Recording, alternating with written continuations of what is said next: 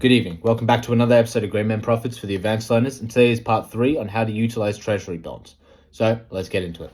Last time I was speaking about how to sell a Treasury bond at cost. Now let's go into, if a little bit of time has passed and the value of the dollar has gone up or down, how does this affect your Treasury bond?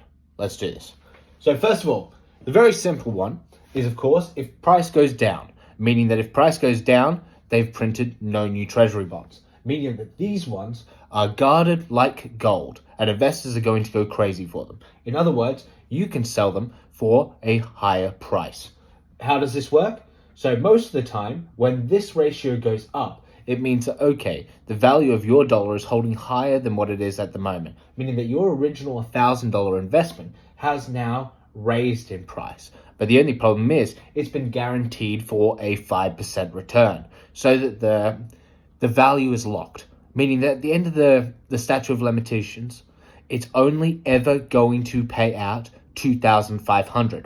So if the price goes up, of course, proportionally, the percentage has to go down in relativity to the price to make it stable. Now we get into where it gets interesting. So on the other hand, if price was to move up, this is where the problem starts. So as soon as price moves up, the Treasury will print new Treasury bonds.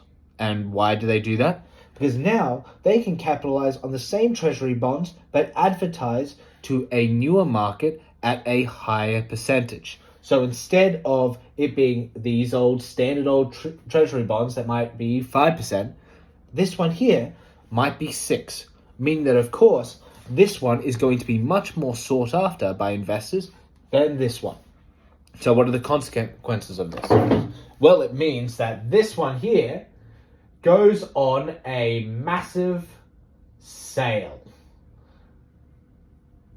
And what I mean by that is that the price for this, to buy it as an investor, goes cheap to the dollar.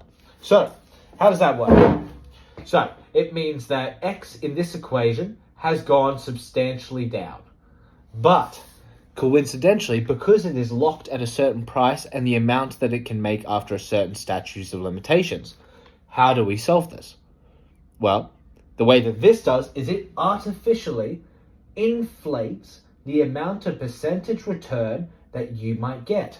So if you were an investor, while you would want these new bonds to be printed out and go, hey, I would like to accumulate them, these older bonds are easier to buy and they give the same return, giving you an opportunity to, of course, get a greater return in a shorter amount of time.